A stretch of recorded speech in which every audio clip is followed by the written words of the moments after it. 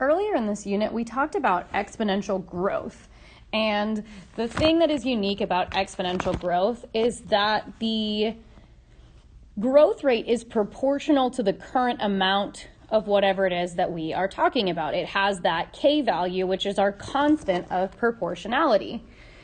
Now, what happens if there isn't a constant of proportionality? What happens if, unlike with exponential growth, we have the rate of change, or the growth, let's focus on growth, the growth actually being capped, meaning at some point it maxes out. Think about a parabola where it's increasing and increasing. At some point it reaches its maximum and then it starts decreasing again. So what happens if we have a growth model that actually can be capped and max out at some value? And that value is called the carrying capacity. So we use the letter M to represent carrying capacity, and it represents the max number that can be held. And this type of growth model is called the logistic growth model. So when we are looking at this in a logistic growth model, we have the growth rate of a population, or of whatever it is we're talking about, that is not proportional, but actually jointly proportional to the current population, and that's the big difference here, and the difference between the current population and the carrying capacity, or the M value. A couple of things to note in this. So this differential equation, let's try and make that so I don't cover it up. This differential equation is representing, this is our logistic growth model. Logistic growth model. M is our carrying capacity. P is our population, and that gives us this equation. And our K value is still that constant that we are talking about. So a couple things to note here. Both M and K are constants, and both P and T are the things that are changing. So again, both M and K are constants in this equation. The things that are changing are the current population and the time. So let's go ahead and solve this differential equation to see if we can identify the solution of this differential equation using the separation of variables. So go ahead and pause the video and work through that, remembering that if we are solving dp dt, we need to get all of our p's on one side and all of our t's, which there aren't any, on the other side. So go ahead and set it up and then see how far you can get, and unpause the video while I walk you through the rest of it. So here I've separated the variables, and now I'm going to integrate, and I'm going to come over here to the bottom to do a little bit of work. When I integrate the left-hand side, I'm going to need to use partial fractions. So I'm going to be saying that A over P plus B over M minus P equals 1 over P times M minus P. And I'm going to go ahead and use the cover-up method. So to find A, I'm going to plug in P equals 0, covering up that factor. And that's going to give me that A is 1 over M. To find B, I'm going to cover up the factor M minus P. And what would give me 0 if P was equal to M? So that gives me that B is going to be 1 over M as well. And I want to remind you that M is a constant, so I can actually rewrite this integral with M in the front, 1 over M. So 1 over M times the integral of 1 over P plus 1 over M minus P dP is going to equal, I'm going to just go ahead and integrate the other side, K times T plus C. I'm going to integrate this to get 1 over M times the natural log of the absolute value of P plus, actually not plus, minus the natural log of the absolute value of M minus P. Remember, the derivative of negative P is -1, so that's why that negative sign is going to show up there. And this is going to equal KT plus C. Now I'm going to go ahead and multiply both sides of the equation by M to get rid of this 1 over M, and that's going to change the subscript on my C value. All right, now I'm going to erase this stuff off to the right to give myself a little bit more space. So the next thing I'm going to do is I'm going to use properties of logs to condense this expression. But before I do that, I'm actually going to rearrange the order of these natural logs. And by rearranging them, I promise you it's going to make the rest of the problem easier. So what I'm going to do is I'm going to change the order. I'm going to write this as natural log of the absolute value of m minus p minus natural log of the absolute value of p, which means I need to change the sign on the other side of my equation, negative mkt, and I'm going to change the subscript on my c value. So the reason that we're doing this will become clear when we finish simplifying here. So now, using properties of logs, I can condense this.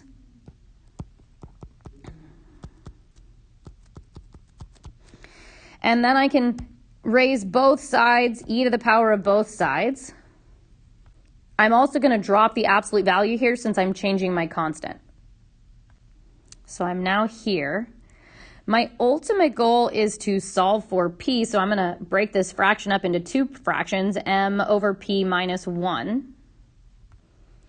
And then I'm going to add 1 to both sides, and at the same time, I'm going to take the reciprocal of both sides to get p in the numerator. And that gets me here, which we can rewrite simply as this. So we now have a way to talk about logistic growth, whether we're looking at it from the differential equation perspective or if we're looking at it just as a regular model. So here is our differential equation, and this down here is actually the logistic growth model.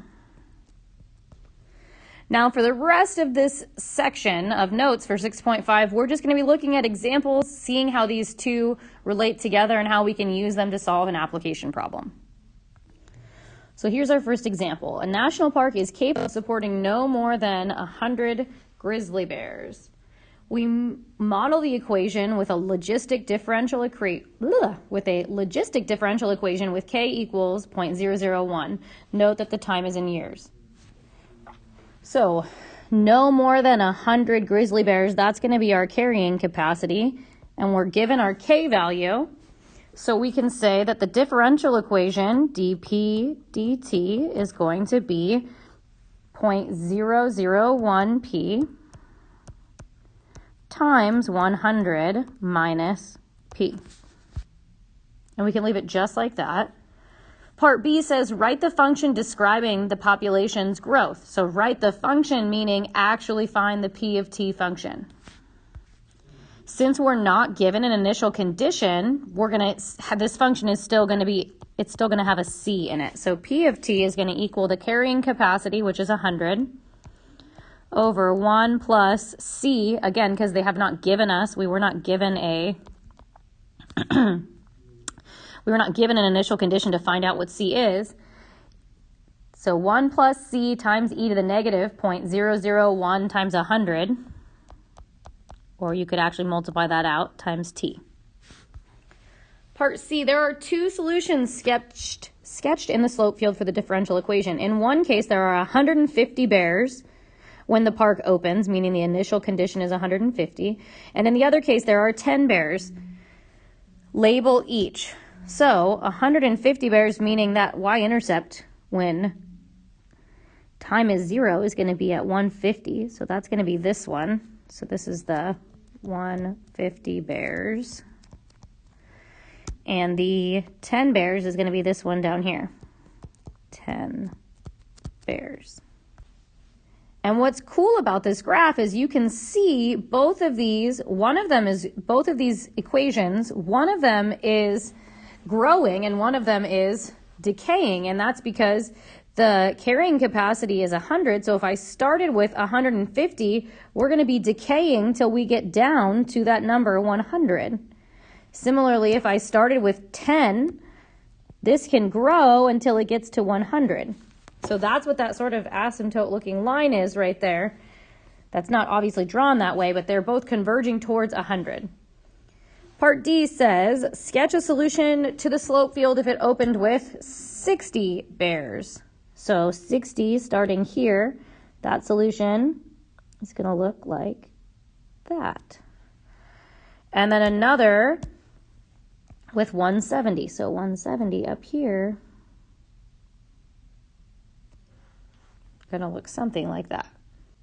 Part D also asks, when will the equation model growth and when will it model decay? And we kind of already talked about that a little bit, but let's formalize that here. It's going to model growth when the function is increasing, meaning when p is less than 100, because it can increase until it gets up to 100 bears. It's modeling decay anytime we start with p greater than 100 bears, because it needs to get down to that carrying capacity. All right, let's look at parts E and F. If the park opened with 10 bears, when will it reach 70 bears? If it's opened with 10 bears, when will it reach 70 bears? So the very first thing we're going to need to do is find C. So to find C, P of 0 is going to be 100 over 1 plus C to the power of 0, and P of 0, they're telling us, is 10, 100 over 1 plus C. So that's going to give us that C is 9. So that means we can model this as P of T equals 100 over 1 plus 9E. If I multiply negative 0.001 and 100, which I didn't do in part B, but if I multiply those together, I'm going to get negative 0.1T. And this question is asking us to find T when P of T is 70. So 70 equals 100 over 1 plus 9e to the negative 0.1t.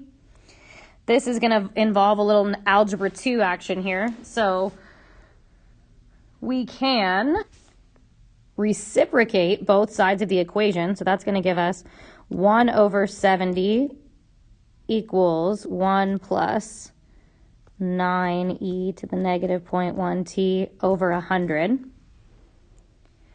Then we can multiply both sides by 100 and subtract 1. So I'm going to do a couple things at one time. So that's going to give me 10 over 7 minus 1 equals 9e to the negative 0.1t. And then I'm going to divide by 9. 10 over 7 minus 1 divided by 9 equals e to the negative 0.1t. Then we're going to natural log both sides and divide by negative 0.1. So if you simplify all that, you're going to end up with 1 over 21. So the natural log of 1 over 21 divided by negative 0.1 is going to give us t, which is going to be 30.445 years. 30.445 years. So go ahead and pause the video, check over that. I did a decent amount of the Algebra 2 skipping a handful of steps. So if you're stuck on that, I'll make sure I go over that in more depth in class. But I'm going to erase all of this so that I can do F in just a minute. All right, here we go. If the park opened with 10 bears, which is the same situation that was in E, so we're going to do F now. If the park opened with 10 bears, when will the growth rate be the fastest? So when will the growth rate be the fastest is really asking us to look at the critical numbers. So we're going to look at dp dt, and I'm going to go ahead and distribute. So that's going to give me 0.1 p minus negative, minus 0.001 p squared. If I just use this differential equation and distribute, I want to know when the rate is the fastest, which means I need to look at the derivative of the derivative. And because I don't want to try and deal with d2p weird notation, I'm actually going to let r of, not t, r of p, I'm going to define this to be r of p so that I can then look at r prime of p. Again, I just get really confused using a different notation here. So I'm going to define this to be r of p so I can look at r prime of p. R prime of p is going to be 0.1 minus 0.002 p. This is going to be 0 when p is 50 bears. So far, we have not determined that 50 is a max or a min. So there's a couple ways you could do this. You could make a sign chart and interpret the derivative on your sign chart. You could also do the second derivative test. So I'm going to do that. I'm going to look at the second derivative because, spoilers, it's so easy to find the second derivative of this. And the sign of the second derivative is all that I need. So the second derivative is going to be negative 0.002. Since this is negative by the second derivative test, that means it's concave down. So therefore, 50 bears is a max. Now that we have found what the maximum value is, what we need to do, or what the maximum growth rate, which means this shouldn't be bears, it should be bears per year, right? 50 bears per year. We want to know when, at what year, is that growth rate happening. So we're going to take the equation that we got from part E, the fact that P of t is equal to 100 over 1 plus 9e to the negative 0.1t. We're going to take that equation, or that model, and we're going to solve for t given that P of t is 50. So I'm going to erase this a little bit so I have some room here. So again, we're going to find t when P of t is 50. So 50 equals, using the equation from E, 100 over 1 plus 9e to the negative 0.1t. So I'm going to reciprocate and divide both sides by 100. So that's going to give me 2 equals 1 plus 9e to the negative 0.1t. Now I'm going to subtract 1. That gives me 1 equals 9e to the 0.1t. And I'm going to divide by 9. So 1/9 gives me e to the negative 0.1t, which means that t is going to be the natural log of 1/9 divided by negative 0.1. And that's going to be 21.972 years. All right, let's look at a couple more examples. All right, practice number 1. A logistic growth model has that k value, that m value, and the fact that p of 0 is 10. Write a differential equation and the corresponding function that models the situation. You can either integrate or you can use the formula from the page before. So go ahead and pause the video and work through that. So here's our differential equation. Now go ahead and set up the logistic growth model, the regular function. So here we have it without c solved for, and then we can use the fact that P of 0 is 10 to find c, so 10 is going to equal 200 over 1 plus c, which means that c is going to be 19. So P of t is going to be 200 over 1 plus 19e to the negative 0.05t. Part B, sketch a solution in the slope field. So the solution, where we're starting at 10, solve for when the population is growing the fastest. So let's sketch the solution first. 10 is down here. So remember, when we're sketching solutions on a slope field, we're kind of trying to play the bumper game. It's going to look something like that. Probably a little bit more curvy. Maybe more like that. Oh well, that just made it messier. And now we're going to solve for when the population is growing the fastest. So I'm going to let R of P equal, and I'm going to distribute here. So R of P is going to equal 0.05 P minus 0.00025 P squared. Why don't you go ahead, pause the video, and finish this. So the first derivative is going to be 0.05 minus 0.0005 P, which means our critical number is going to occur when P is 100. We need to check and verify that that is in fact a maximum. So I'm going to look at the second derivative. R double prime of P is going to be negative 0.005. Therefore, 100 is a max.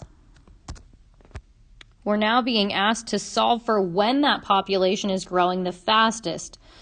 So the when means we're looking for time. So at what time are we getting 100?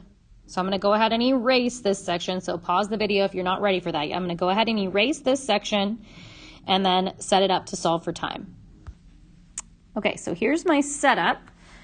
I'm going to divide both sides by 200 and reciprocate both sides. That's going to give me 2 equals 1 plus 19 e to the negative 0.05 t. I'm going to subtract 1 and divide by 19. So that's going to give me to 1 over 19 equals e to the negative 0.05 t. I'm going to natural log both sides and divide by negative 0.05 to get my t, which is going to be 58.888. And this problem doesn't give us any units, so I'm just going to say units. And that's going to wrap up practice number 1. Number 2 says if dp dt equals 0.4p minus 0.0004p squared, what is k? What is the carrying capacity? What is the model for p of t? So let's rewrite this in factored form because that's going to make it really obvious what our k value is. So we're supposed to have kp parentheses m minus p. So I need to factor out basically this entire piece. So if I factor out 0.0004p, I'm going to get dp dt equals 0.0004p times 1,000 minus p,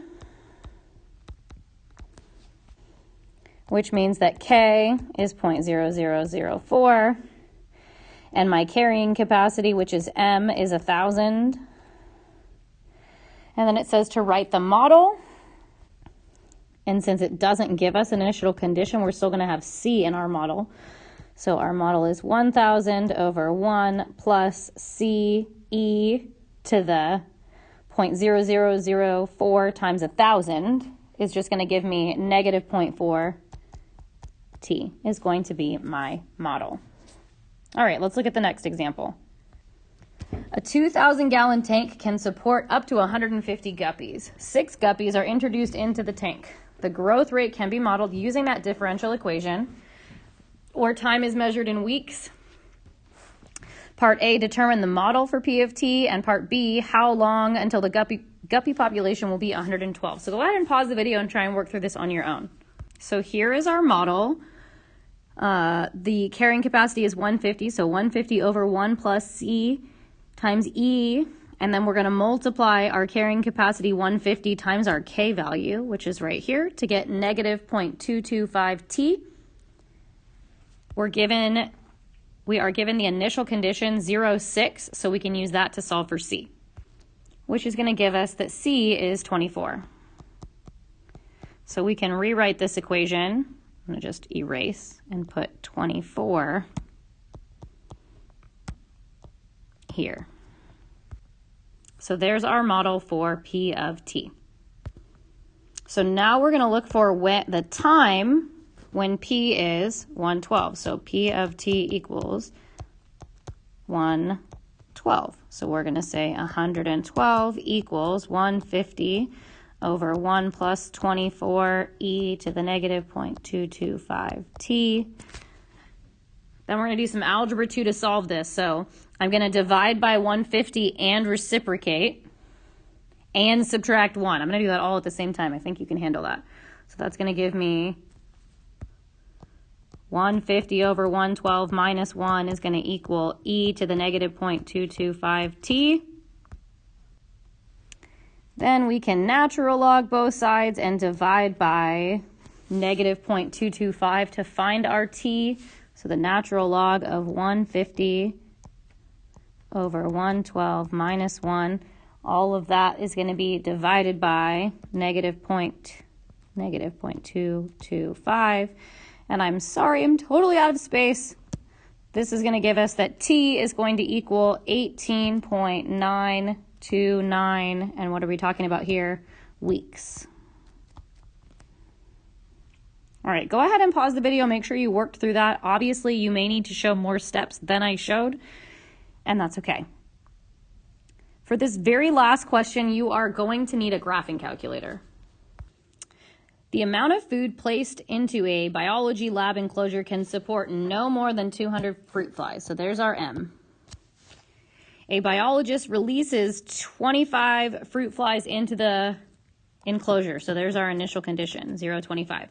4 days later, she counts 94 flies. There's another ordered pair. Starting with 94 flies on day 4 and a step size of 1 day, use Euler's method to approximate the number of flies on the 7th day. And then how does this approximation compare with the actual value?